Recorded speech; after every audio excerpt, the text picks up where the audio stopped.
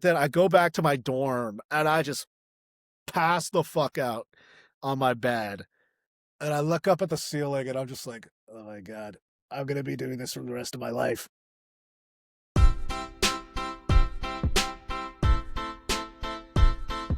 Hi everyone, it's Monique Alcala, longtime campaigner, big fan of democracy, and your host for My First Race, the show where we talk with the country's top politicos about their very first campaign.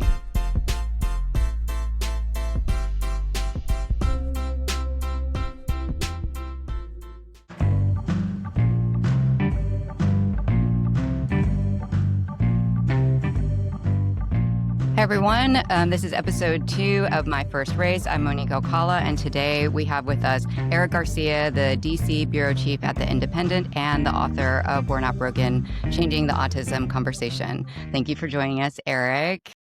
Thanks for having me. I don't know if this happens to you like all the time, but I remember specifically, and I don't know if I've ever told you this exactly, but I feel like there's always a moment in every operative's life where you come across a reporter who's like, you're like friendly with, and then you're like, oh, do I need to tell you that everything's off the record? But it's like we're talking like, No, that's why like I always try to like specifically say that like we're off the record, and then like also like yeah, I just have like I have kind of like a hard and fast rule that I don't quote friends. And like yeah, yeah, the longer that you and I have become friends, like you'll tell me stuff off the record and like, uh, it'll lead me somewhere, but like it's come to the point where I don't necessarily consider you a source anymore. Like I consider yeah, you a yeah, friend, and that's like yeah, and that is like a hard and fast rule for me.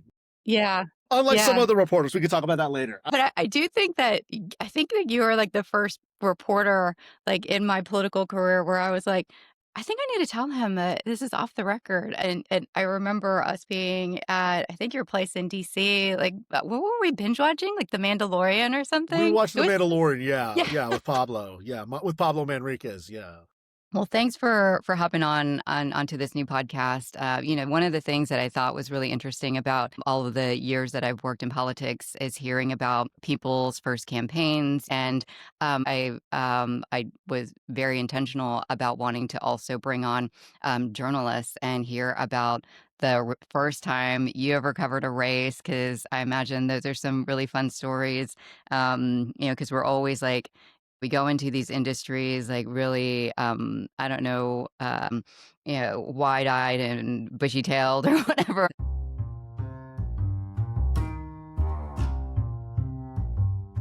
I'd love to hear a little bit about your personal background before we get into that. So if you could tell us about how you got here and your journalism trajectory. Yeah, it's really funny. My parents, it's really interesting, and you're Mexican American. My dad's from Texas, like and he's a San Antonio Yay. Spurs fan. He's a San Antonio Spurs fan. I'm a San Antonio Spurs fan. And I think it's really interesting because my parents were second or third generation, depending on how you determine it, Americans. And it was really interesting because they were their parents were Democrats, but then they became Republicans because they were Mm. conservative Christians. My dad is from Texas. He is a Reagan-loving Democrat. What's interesting is that, and this, in the 1976, the 1980 primary in Texas between Ford and Bush and Reagan, my dad actually voted for Bush, and my grandfather voted for Reagan. Oh, really? Beginning of like, as Texas's rightward turn. Is Yeah. that primary? And then my mom was one of many in my family who converted from Catholicism to evangelical Christianity, particularly Mm. Pentecostalism. And as you know, that they just tend to skew more Republican. And that one so like the news was always on in my home. My dad was a conservative. My parents, Fox News was on, the nightly news was on. But like we always watched Meet the Press because my dad was like, Tim Russell's a Democrat, but you wouldn't know he was a Democrat. Mhm. And so, growing up, I wanted to play in bands. You know, I played Mhm. guitar, I sang. You've seen photos of me, videos of me playing guitar, and it was like, it was one of those things where I wanted to like move to Los Angeles and start a band and become a rock star. And then Mhm. my parents were kind of like, okay, you need a backup plan. And then like I had a great guitar teacher. His name was John Paul, and I used to read all the magazines that I could to get my grant I could get my hands on about music. Then, like, my guitar so I learned all the history of the songs along with the songs because they used to have the transcripts for the back of them for the songs in the back of the magazine. And then my guitar teacher was just like, "You're have you ever thought about, music journalism?" Like, and I was like, "Okay, that seems like a much more stable job." The guy was, again, to the point about idealism. Yeah. Um And I was like, okay, that seems like it's a way to keep on doing this, to be around music, but like more stable. I thought like maybe I could work for like Guitar World magazine or Rolling Stone or something like that. Then I Mhm. went to go work for my high school newspaper, and then they needed somebody to write about the 2008 presidential election stuff, just like Mhm. and that was, again, we always talked about politics, things like that, and that was really kind of how I got the political reporting bug because it just seemed like everybody was having so much fun covering Mhm. politics. Flash forward to 2010, I'm at community college. I'm at a place called Chaffey College. I get into the honors program, and there was this Where is that? Is that still in? that's in Southern Oh, California, okay, got like it. around, San Bernardino County in Chino and Rancho Cucamonga, California. And I got into the honors program at my school. My professor recommended me, and I had a partner in one of my classes who was also in the honors program. Her name was Kara, and I said to her, "What do you want to do when you get out of here?" And then she said, like, I want to one day get into politics and maybe one day become Secretary of Education. And one time we were texting, and I said, "Well, I mean, have you ever thought about applying for a White House internship?" And she said, "I'll apply if you apply." So I applied. For whatever reason, she wasn't able to apply. I got the internship. I went to go intern in the White House for the Obama administration, the First Lady's office. And that was all, it was simultaneously an honor, but it also kind of left me disillusioned because I was kind of like, I don't want to work in politics. I want to get into journalism because we used to have these like speaker series things with members of the administration where you could ask Q&As. And that was really where I was like, okay, no, journalism really, like, because I thought maybe I want to get into politics, maybe I want to get into journalism, but I was like, okay, no, journalism is for me. That is Mhm. it. And so while I was there, I found out I got a scholarship to the University of North Carolina to transfer. So I went to UNC and I worked at my college newspaper. And I remember, and it's so interesting because like I grew up in California, and then before then we lived in Texas. So like I didn't know what it was like to live in a swing state.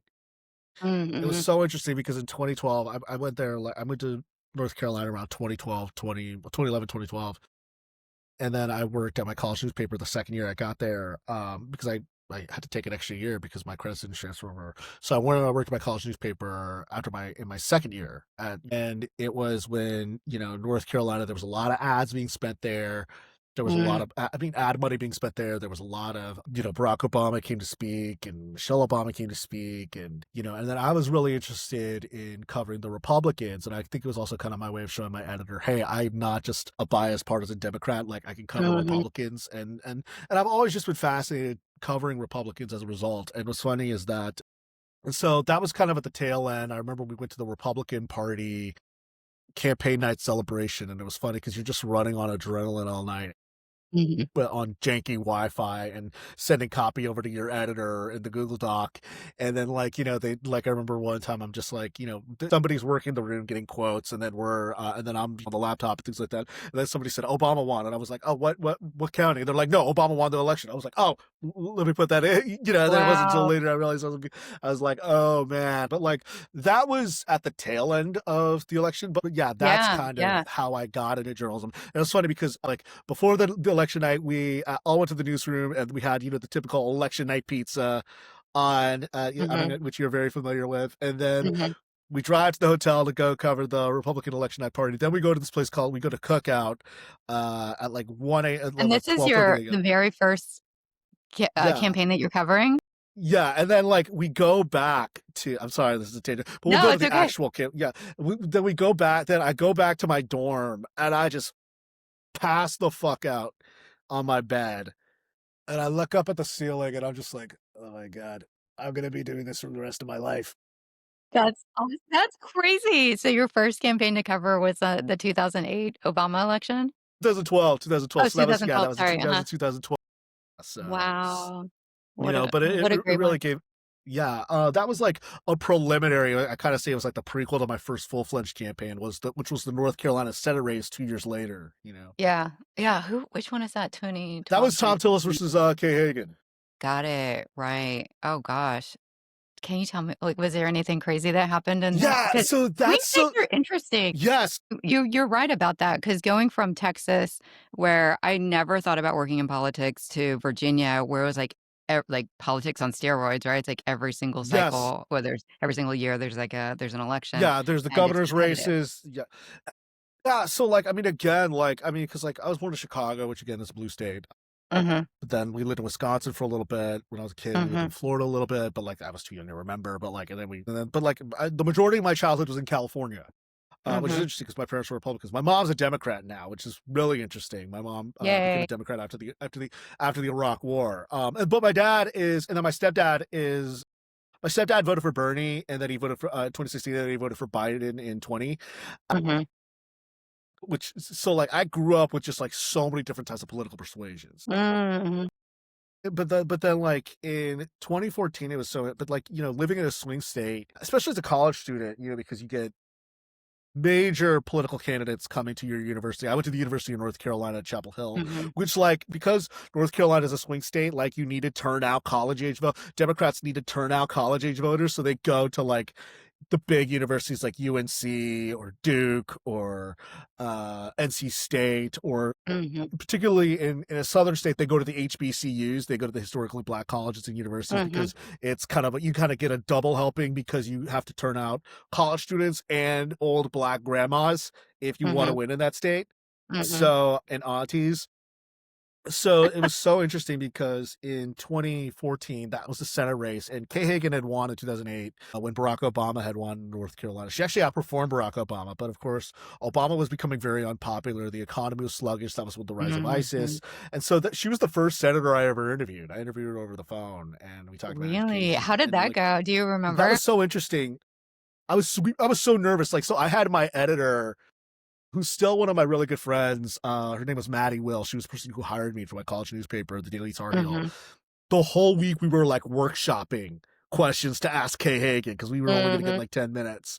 And it was so funny. And then finally we do it. We get the piece out. And then we were starting a political blog on the website. So like that was also like the thing that we were going to draw people to the blog. And it was Yeah. so interesting because like Kay Hagan, that match 2014, that was Tom Tillis versus Kay Hagan, which is interesting now Mhm, because Tom Tillis is retiring. But mhm, what was funny was Tillis was seen as super conservative. mhm, He was seen as like he helped flip the state house in North Carolina during the Tea Party wave in 2014. He passed a lot of conservative legislation in North Carolina for the first time since Reconstruction. Had like a trifecta um, in North Carolina. But like Republicans, even back then, kind of saw him. The Tea Party kind of saw him as a rhino, which is kind of like what we see now with him leaving with Trump. mhm. But Kay Hagan, it was like she really was one of the best campaigners that Democrats had, and probably the best for that state. Later on, a Democratic operative told me that Ted Kennedy told him that Kay Hagan was the best Democratic candidate for Senate he'd ever seen, Oh, wow, and yeah. she was a juggernaut. And it was interesting because the Cook Political Report only had that was the only race I think that the Virginia Center UVA Center for Politics, Larry Sabato and all Mhm, them said like that was the only race they got wrong because it was such a nail biter. mhm, But she was such a dynamic person. She was such a nice person. Her daughter was at UNC at the time. mm. And it was really, this, sometimes you do everything right, and it really is just the luck of the draw and the national mood and the national environment. That's one of those ones where Kay Hagan Yeah. did everything right. That was at the time, I think, the most expensive Senate race in history. It was Mhm. $20 million, which now seems like chump change. Yeah, Collins was what, or the last year's 100,000,000 each for Ted Yeah, Cruz and Collins. Yeah, exactly. You call it Ted Cruz in Colorado, and it was 100 million each, and Yeah, that's even like pennies. Like yeah. and it's funny because Tillis has never been popular, but he, as state speaker of the House, he knew every nook and cranny of the state. Mhm. So he just knew where he knew he needed to win in the exurbs, whereas Mhm. Hagen was doing everything right in the cities and the suburbs. And Tillis did really well, obviously, in the rurals. And in many ways, that was kind of a preview for how Trump would win in North Carolina. Yeah. But it was one of those things where it was really just pound for pound, both of them were really good candidates. And I think I kind of almost got spoiled because it was so evenly matched. Yeah. And because you know this in some races, it really is like one has the clear advantage. One of them has the clear advantage of the other, or Mhm. one of them, and so it really just came down to the national environment. Mhm. Yeah, I feel like, a lot of things have been changing, even since then. I mean, we were talking earlier uh, uh, about how, the campaigns have changed, Yeah. the cost of money to run a campaign has changed. Yes. And one of the things that I cannot look away this week is the Olivia Nuzzi stuff. Yeah. The Olivia Yeah. Nuzzi, oh my gosh, I it's like I I I can't can't. stop I can't. reading it. It's all over my Twitter, It like is all over the social everything media. I have everything I've learned about this is against my will, but Exactly. also like I can't stop reading about it. One Yes. of my really good friends who no longer works in journalism, but like is an insatiable gossip like I am. We've Mhm. just been texting each other about everything about this. Yeah. And then our reporter at the Independent, Justin Farragona, our media reporter, I should say, Justin Farragona, who's great. You guys should follow him on social media, Blue Sky. Mhm. He and I are just been messaging each other about the whole thing. It Yeah. is so messy Mhm. on a level that I just can't. It's so That funny like because I keep seeing on Twitter, like, all the journalists that I follow are like, "Oh, my chats are going off," and I've never yes, seen so many journalists talk like, just talking like, just giving some of the funniest commentary I've seen in yeah, in years. yeah. Yeah, but like, I mean, I think this is what I want to say about it, is that like I think Mhm. it's really funny how so many of Olivia's defenders are men. Mm, mhm. I'm not gonna you I'm not gonna imply anything or, Yeah. impugn any of my male colleagues' character, but I Yeah, think that yeah. it really but like a lot of the way that I've seen it is that like a lot of my female colleagues are pissed about it. Yeah, but, it's so hard even working in politics, it's like whenever there's an accusation or that there's what I would describe as bad behavior with a woman in politics, I feel like it's a setback because we work so hard to hold, Yeah. these high ethical standards because things feel like so much more difficult for us in this industry. So presumably that's a lot of the feeling, with a lot of these journalists. Yeah, yeah. I mean, it's like, and it's also like it's such a it's such a the reason why I think it's a scandal is because it actually is rare.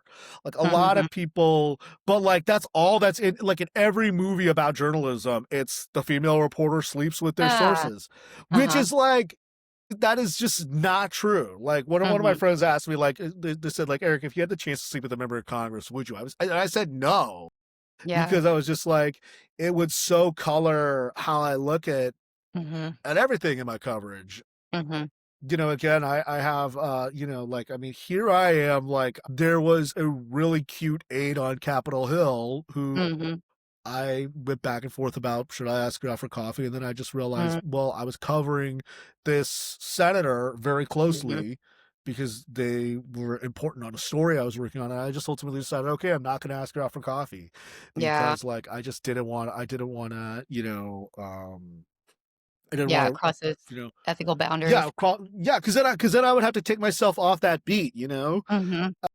Yeah, I mean, it's tricky too. I mean, the things that I've always felt is that there's always, it's even just the speculation, that Yeah. I've personally had to deal with, throughout my career, and it's always just such a tricky balance with all this stuff, and so I think that that's what's really both sensational about it, but just like I'm just so fixated on seeing all of this, all these different, stories or articles or, opinion pieces about it. But there was one that I read. I don't remember the outlet specifically, but it was, and I have a It was quote. Mediaite. Yeah, we were talking. Yeah, I Yeah, looked it up yeah. right So in it was between. like we stopped paying journalists and started rewarding performers. And I feel like Yeah, that with a lot of industries. And so, yeah. I was wondering, I mean, you started while in college. And I feel like so many different industries have been at in conflict or like trying to evolve and figure out like how to integrate tech without compromising the integrity of the work. And so what I've seen is like this, correct me if I'm wrong, I'd love to hear your feedback on this, but I feel like there's been this really interesting like sort of gray area where you have like journalists, like real journalists that have gone to school and like have these ethical standards, and like you write your stories and these you have all of your sources and all, like there's that track, and then you have like this world of people that are just on TikTok or whatever.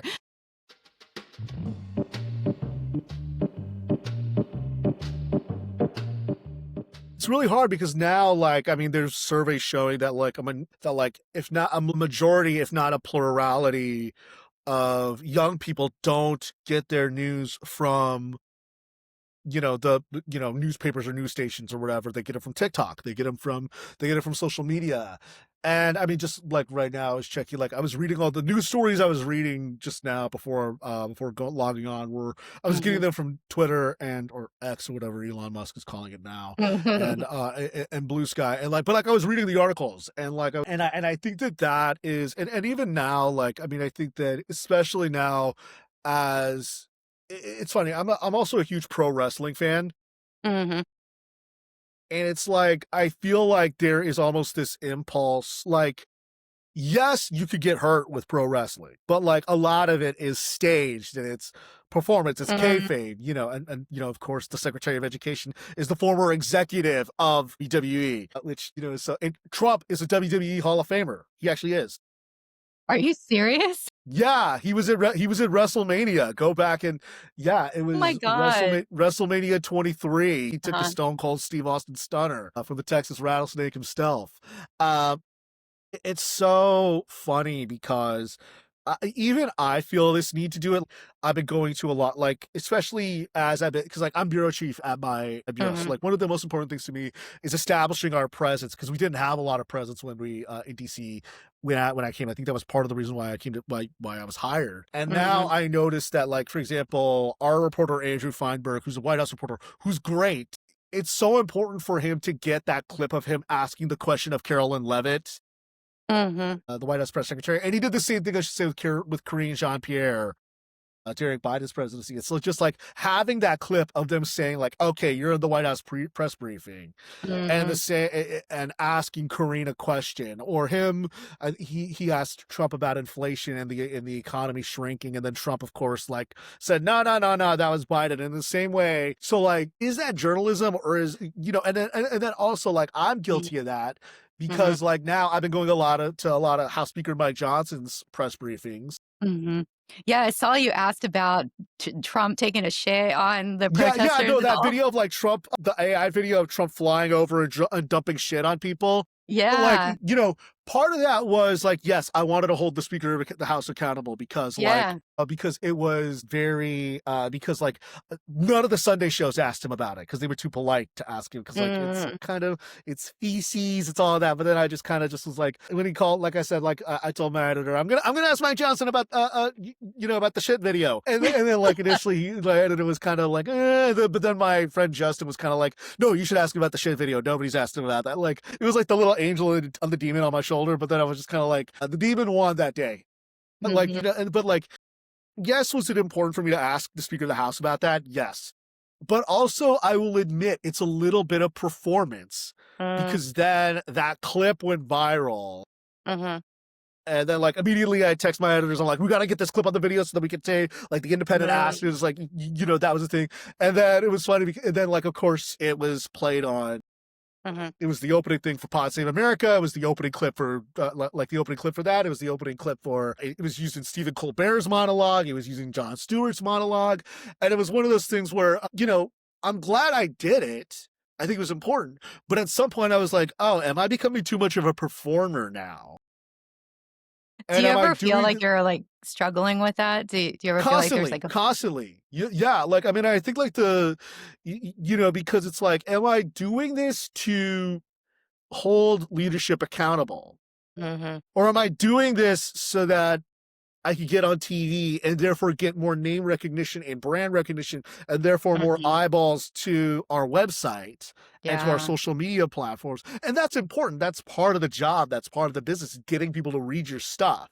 Yeah, is Because, that has that been integrated into, like, courses and whenever you go to, like, journalism school or whenever like, do they have, like not off the bat, like that's one of the things that they didn't. It was so interesting because I graduated college in 2014. Mhm, And that was really, it was kind of the long tail of the Great Recession. You and I are kind of the mhm, same age. mhm.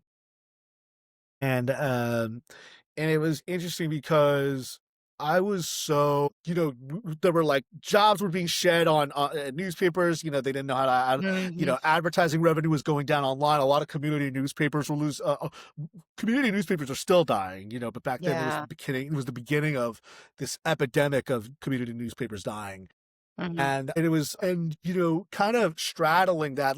I mean, so like it was kind of feeling like journalism was becoming very uncertain because old media wasn't really kind of adapting. But then and then when I came, and so like there really was this kind of discussion about it. And then, my first few years out of college, like in 2015, 2016, 2017, there was all this talk about pivoting to video. And, yeah. because like you want like every article needed a video to it. And like even to this day, still almost every article needs a video to it. Because guess Mhm, what? That's how you make because like videos have advertisements in front of them, and that's the way you make up that revenue. So it's like it's mm, making up for a lost stream of revenue mhm. that you just can't really recoup because, newspapers used to have a lot of advertisements, and guess what? That was the way you made money. And Yeah. so now it's like that's part of my job. Like getting that big question is part of my job, but the other part of my job is actually reporting and getting stories that aren't going to necessarily be on TV and actually getting substantive reporting about it. Are you So on it TikTok? really is. I Are am you on so TikTok? I have a TikTok, but I'm not Uh-huh. on TikTok. Is what I I say. don't Like I'm not. I I've posted a few videos, but like I've tried using TikTok, Yeah. but then like it's one of those things like I'm 34. I'm going to be 35 in a few weeks, but it's kind of like I've tried it, and then I'm also kind of like, you know what? That's for the young people. I don't need to. I don't need to do it. Yeah, I haven't I have, like, this microphone, but I don't have, like, one of those little handheld ones that Yeah, the everybody's little handheld doing things. now. Yeah, I should. And I can't do the voice. Yeah, everybody does the very fast, like, direct to So, ca so this is the with their thing that video. you're going to be. Yeah, yeah, yeah. It's like, "How are you doing today?" And then, like, "I'm gonna get ready today, and let's talk about RFK yeah, Jr. and his yeah, his yeah. I dismantling mean, of the CDC." it's like Mhm. my name is Eric. Yeah, yeah. Today in Washington, D.C., the Senate voted to release the Jeffrey Epstein files. Like I don't do broadcasts, I do print nowadays, but like, occasionally I'll do videos for our video channel. But like, having that kind of, it also helps that I have as you can hear, I have a very deep voice. So I can do kind Mhm, of that voice of God kind of, mhm. today on Thursday, the Senate voted to reopen the Oh, government that's really after, good. That's yeah, really good. Yeah. like I I you know, can't, I've always been, like, really, and you can tell whenever, yeah, I'm, like, struggling because I have a naturally low voice, and I used to be so self-conscious of it. I used to practice, like, operating or, like, talking at a higher octave, and then it just sounds awful. Yeah. yeah, I mean, well, like one of the things I notice is that when I get nervous, I really start talking at a really higher a really Mhm. higher pitch. And Yeah. like, so especially when I was really younger and these guys were like elected officials and I didn't know what to do. Like I would notice that like my voice would go a little bit higher like this. Mhm. And then like, but then like one of the things I really worked hard at doing, and I think also it's because I'm autistic and I'm difficult with social cues, I would like learn in the mirror, or I would learn like to just Mhm. keep my voice at an octave so that when I, Mhm. ask Speaker Johnson, I say, look, Mr. Speaker, President Trump said that these members of Congress committed treason and it's punishable by death. I had to practice learning how to do it and keeping my voice at that octave that it normally is. Otherwise, when Mhm. I get nervous, my voice will naturally go up. Yeah, same here. And I say, like, my mom's my biggest fan, but she's also my biggest critic because, like, she'll occasionally see those press conferences and she'll text me. She's like, "Your voice was a little high. I'll bet high back up there." Really? Yeah, no, my mom is not afraid to roast me, you know? Yeah, same. Oh my gosh. Look, I'm not wearing earrings right now. And if my mom could see me, she'd be like, "Where are your earrings?" Every time I go Yeah. visit her, she gives me a pair of earrings. She's like, "Here, put these on." Yeah. Oh God. Well, I did get your book. It's right Thank here. you. Very Thank excited. you. I started reading it. I haven't gotten too far because I've had so much stuff to do. I did want to talk with you for the amount of time that we have left about the RFK Jr. stuff Yeah. and what his recent. What did he do? He said the Yeah, it's like, autism. there's so many things that he did, you know? Yeah. Well, like this, that they Actually, just for changed. those people that are listening, the book that we're talking about is We're Not Broken: Changing the Autism Conversation, and I would highly recommend that you get Thank you. Eric's book. It's really good so far, and I think it's been really helpful. You know, I think just it literally is changing the conversation around autism. So I think what RFK Jr. is doing is it maybe feels like a setback in a lot of Yeah. ways. Yeah. I mean, so it's funny. And I've talked about this with my agent. When we put out the hardcover edition of the book, I don't mention Robert F. Kennedy Jr. once. The book came out in Mm-hmm. 2021. And it's because I felt that we had kind of society kind of moved past the talk about anti-vax rhetoric. Yeah, there were some cranks on the fringe, but you know, it was kind of this feeling that um, people had made the definitive decision that like, okay, we all know vaccines don't cause autism. Mm-hmm. But so like I didn't in the book I write about the vaccine thing at the beginning so I could just kind of say like, okay, we know this isn't true, let's move on. And Mm-hmm. then I finished the manuscript of the book during the first year of COVID, like in the depths of COVID. I turned it in on Halloween of 2020. I turned in the Mm-hmm. manuscript, and then I turned in the final edited manuscript on Christmas Eve of 2020. And then when I turned in when we did the that's my cat. He just bit me. Uh, but but then when we did the paperback edition, I mentioned him only once because he was starting to spout a lot of anti-vaccine nonsense about the COVID vaccine. But it was kind of this feeling of like it was not that I didn't want to give him oxygen. It was kind of like I felt that he was already kind of being relegated to the fringes. Mhm. And so it's kind of weird because like the whole point of that book was to say we should stop talking about vaccines, we should stop talking about that kind of thing and focus more on helping autistic people live more fulfilling lives. Mhm. And so it's kind of disorienting to see this kind of talk around autism and vaccines, like even just this week that like the CDC, RFK Jr. said and told the New York Times, like specifically, I told the CDC to say that, you know, the idea that the claim that vaccines don't cause autism is not rooted in scientific fact. Like he said that, and they Mhm. updated the website to say that pursuant to the Quality Data Act, which requires federal agencies to ensure quality, objectivity, utility, and integrity of information they disseminate to the public, this webpage has been updated because the statement vaccines do not cause autism is not an evidence-based claim. Like, and he told the New York Times, like, I'm the one who ordered that. So it's really just Yes. kind of scary, you know. And then Yeah. of course he's saying that like, you know, acetaminophen slash Tylenol during pregnancy is, you know, causes autism, which is just, you know, there's no evidence for that. Mhm. So like, you know, there's just no objective truth in that.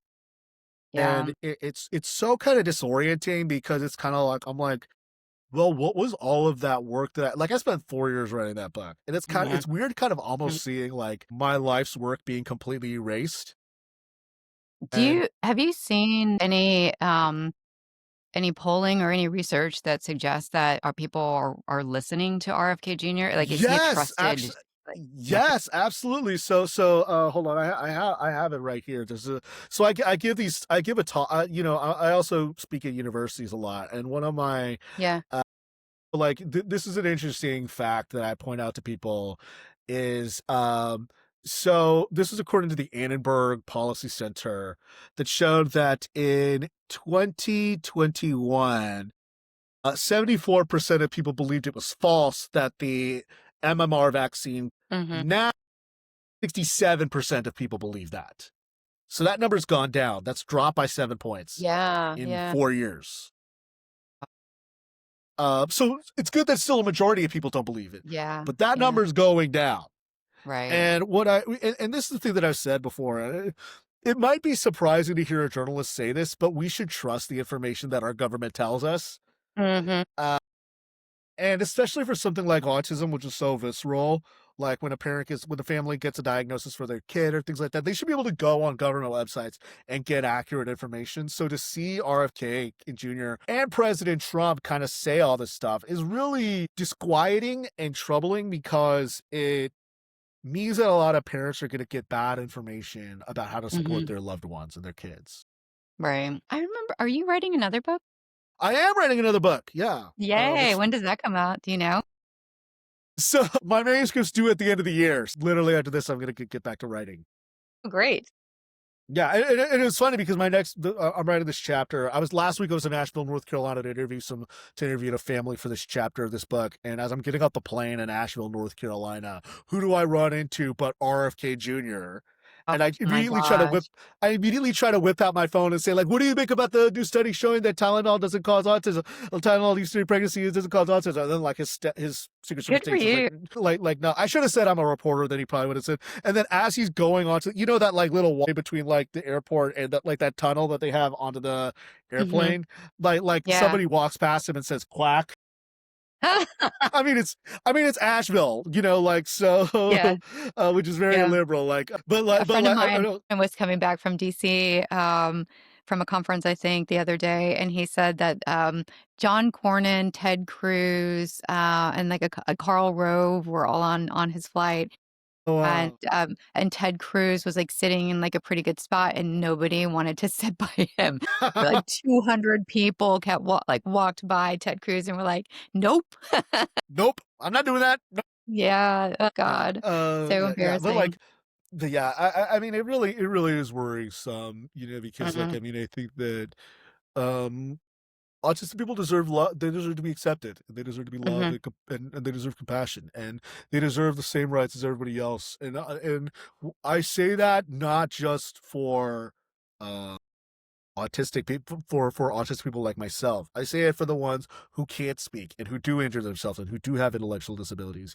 When I was Mhm. interviewing this family, there was this young man named Nicholas who he's 25 years old. He just turned 25. He has limited speaking capacity because he also survived a stroke. Mhm. So he's not going to have full verbal capacity, because of that. But he's able to have a job, and he's able to volunteer at the local food bank, and he juggles, and he likes playing basketball, and his disability lives in concert with all of those other things. And what we should do is we should be trying to mitigate the suffering while also accentuating the abilities. So that's Yeah. kind of my soapbox that I really want to accentuate. No, that's great. And I think that it's up to people in the political space to elect some science embracing Yeah. candidates Yeah. and are also trustworthy. On top of that, like to speak to what you were saying about Kay Hagan earlier, it's always an additional benefit or bonus when they're nice. Yes. Yes. Every so often, it's so far so few and far between that I come across an elected official that is smart, dynamic, all the things, and in addition to that, like super nice. Yeah, there are very, very few. There's some okay people, but there are Mhm. very, very few genuinely nice people in politics. And it's Yeah, always good, yeah. Senator Kay Hagan was one of them. Mhm. Senator Orrin Hatch was really nice when I used to talk with him. Mhm. Senator Tina Smith is a lovely human being. Mhm. Senator Elizabeth Warren is really nice.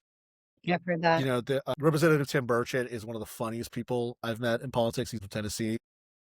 Yeah, I was speaking to former Congressman Nick Lamson the other day. Yeah, So nice. So, yeah, like, just a very, like, self-aware yeah. person and just wants to be helpful. So that's Roy great. Cooper, who's running for that Senate seat now, like it's interesting because like I remember Roy Cooper when he was AG, when he was Attorney General at UNC at North Carolina.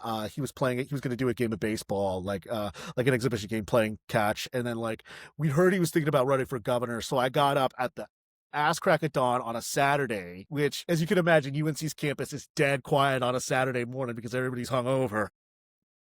But then what happened is, so I get up, I interview him, I ask him about the baseball thing, but then completely forget to ask him if he's running for governor. So then my editor texts me, he's like, "How'd the interview go?" I said, "Oh, it was all right." She's like, "Did you ask him if he's running for governor?" I was like, "Oh my god, no!" I run over to his SUV as he's getting in. I said, "Are you thinking about running for governor?" He's like, "It's something I'd consider." And I was like one of the first people to ask it. And then of course he won the governorship. But he's also just a really nice person. You can see why Kamala Harris wanted him to be her running mate.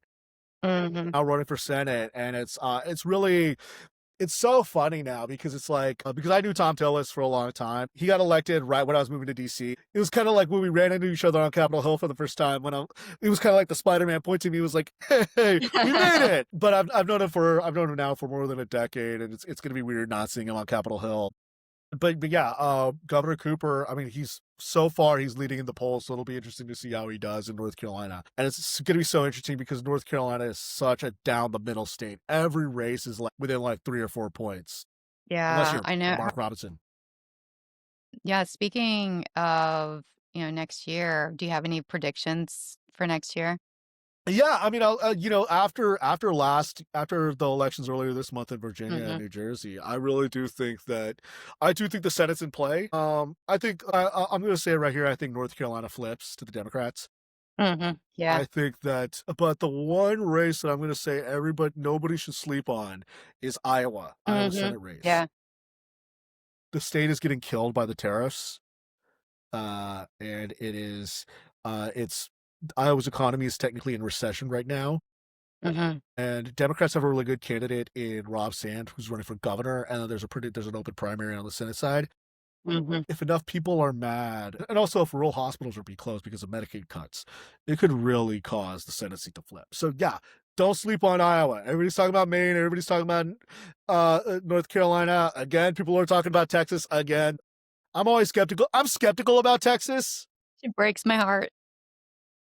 but you love it anyway, don't you? Yeah, But I know. yeah, don't sleep on Iowa. Don't sleep on Iowa. Yeah, okay, Iowa. We'll keep watching. And what about the House? Like, how do you think that's gonna shape up? I'm going to say that D's. I think it's going to be a wave. I think Democrats pick up at least 50 seats. Well, fingers crossed.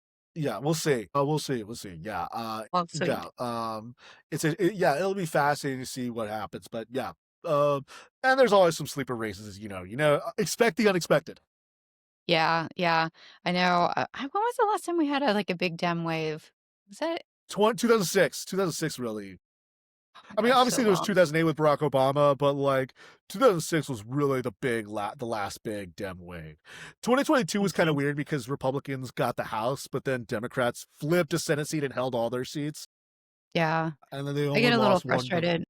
I get frustrated with the Barack Obama thing because it's like we had this wave somewhat, and then it's like all of the legislative seats we lost after we Yeah, got yeah, exactly. Just completely wiped out 1,000 it's like, state legislative oh my seats. gosh. Well, well, I feel optimistic, and I think it sounds like you are too for 2026, and Yeah, we're gonna keep monitoring everything, and hopefully, I don't know. I'm gonna say like let's have more Olivia Nuzzi news because I think it's really fascinating to watch all of it. Um, I simultaneously want more and less. I know. What was it? Several people were tweeting that graphic that was like, we all need to know less about each We other. should all know less about each other. Yeah, I can't log off. I can't. me neither. But yeah, thank you so much for joining me on my first race. And just a reminder to everyone to follow us on social media, subscribe wherever you get your favorite podcasts, and give us 5 stars. And also buy Eric's book. If you can Thank you so see it much. right here, it is We're Not Broken, Changing the Conversation or Changing the Autism Conversation. Follow him on Thanks so social much. media and anywhere else people can find you, Eric. Yeah, just follow me and read me on the Independent. That's all. Yeah, yeah. Eric is very, very, very funny on the internet, and you also do those little Twitter spaces too. So, Uh, yeah, those are always fun. those are fun. See ya. Yeah, thanks. All right, I'll see you around. All right. Well, thanks so much for joining us.